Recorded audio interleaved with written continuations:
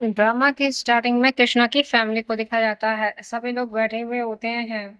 आरोसी की तारीफ चल रही होती है। वहीं पर आरोसी कोमल के सर में तेल डालते हुए दिखाया जाता है। कृष्णा कहता है अपने भाई से, शक्ति भाई अब तुम्हारी दूसरी शादी तो हो चुकी है, तो अच्छी तरह जिम्मेदारी को निभाना।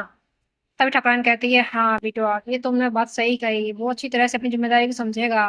और हमारे घर में एक खूबसूरत सी दुल्हन आई है, और हमारा वंश भी और खूबसूरत बच्चे भी होंगे।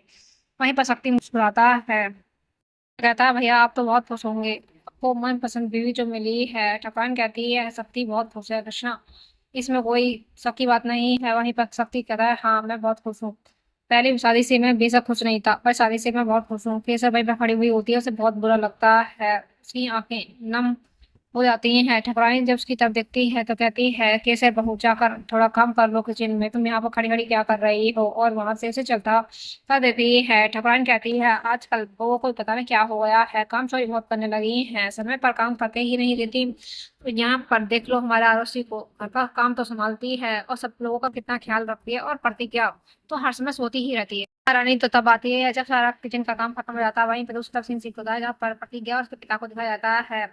प्रतिज्ञा अपने पिता को कहती है, बाबा आप आरुषि को माफ कर दीजिए, सभी लोग इंसान ही तो हैं, गलती तो किसी ना किसी से हो ही जाती है। तब इसके बाबा कहते हैं, मैं उसे नहीं माफ करूंगा, उसने इतनी बड़ी गलती की है जो माफ करने लायक नहीं है। तभी प्रतिज्ञा कहती है, बाबा आप उसे माफ कर दीजिए, नहीं तो आपके दिल में ये बोझ रहेगा और आरुषि भी खुशी से नहीं जी पाएगी। मैंने आरुषि के बारे में हमेशा अच्छा ही सोचा, पर आरुषि को लगा कि हमने उसके बारे में गलत सोचा, इसलिए उसने इतना बड़ा कदम उठा लिया। जब उसे सच्चाई पता चलेगी तो उसे अपने किए पर काफी पछतावा होगा। और इस समय बाबा उसे माफ कर देने में ही भलाई है, उसे माफ कर दो। तभी प्रोफेसर साहब विचार करते हैं प्रतिज्ञा की बात पर।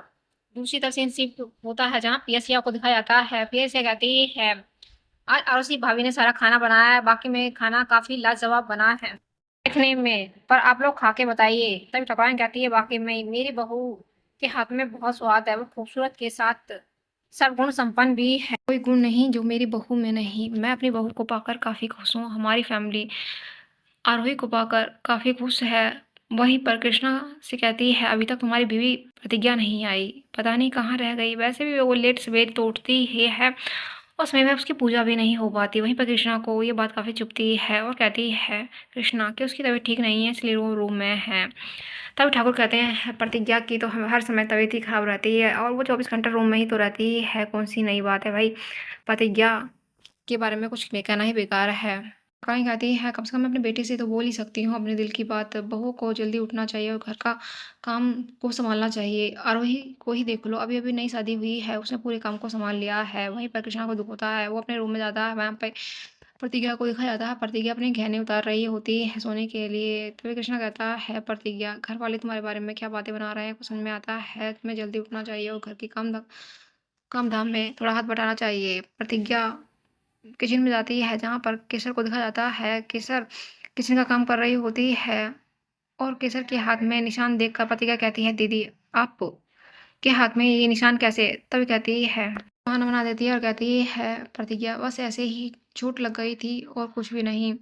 तभी शक्ति की करतूत को छुपा लेती है, प्रतिज्ञा को पता भी नहीं लगने देती। प्रतिज्ञा पर समझ जाती है ये काम शक्ति भैया के ही है, इसका मतलब कैसे भाभी की उन्होंने पिटाई की है, तभी उसी के निशान हैं।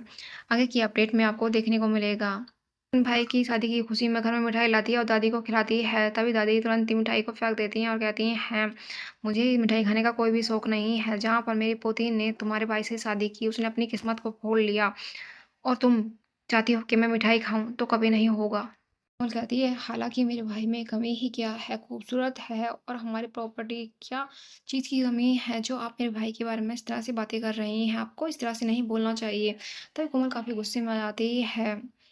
इस एपिसोड को फुल वॉच करना चाहते हैं तो जियो हॉटस्टार या स्टार प्लस पर जाकर फुल वॉच कर लीजिए।